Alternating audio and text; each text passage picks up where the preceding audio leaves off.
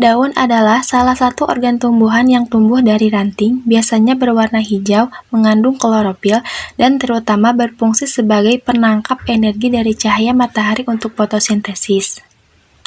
Daun merupakan organ penting bagi tumbuhan dalam melangsungkan hidupnya karena tumbuhan adalah organisme autotrof obligat.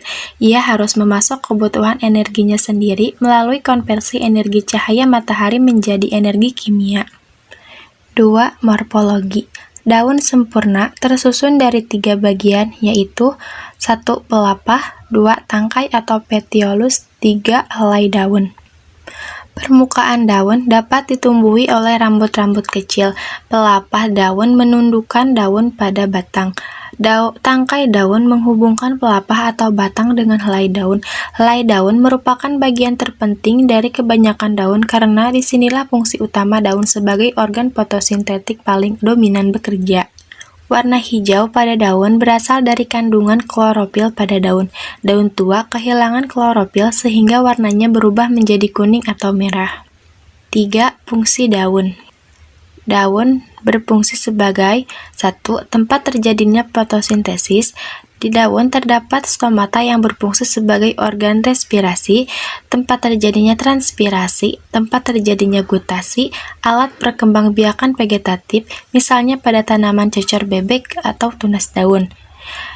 Daun juga bisa bermodifikasi menjadi duri, misalnya pada kaktus, dan berakibat daun kehilangan fungsinya sebagai organ fotosintetik.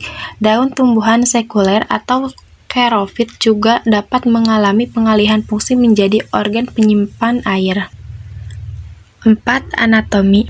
Anatomi meliputi 1. Epidermis, 2. Jaringan mesofil, 3. Jaringan bunga karang, 4. Berkas pembuluh angkut, 5. Stomata.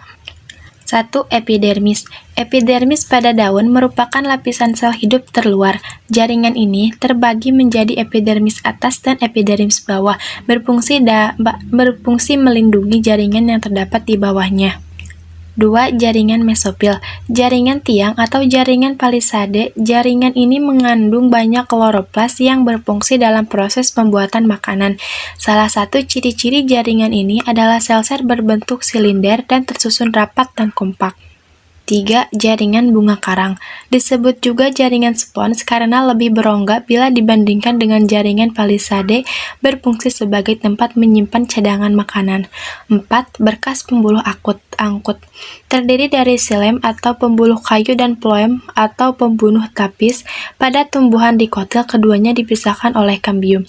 Pada akar, xilem berfungsi mengangkut air dan mineral menuju daun. Pada batang, xilem berfungsi sebagai disponsor penegak tumbuhan. Phloem berfungsi mengedarkan hasil fotosintesis dari daun ke seluruh bagian tumbuhan. 5. Stomata. Stomata merupakan struktur bukaan yang terdapat sel penjaga di sampingnya.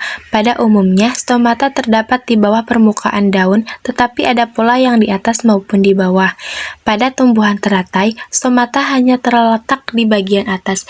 Tanaman air tidak memiliki stomata sama sekali, sedangkan tumbuhan rumput-rumputan memiliki stomata di atas maupun di bagian bawah.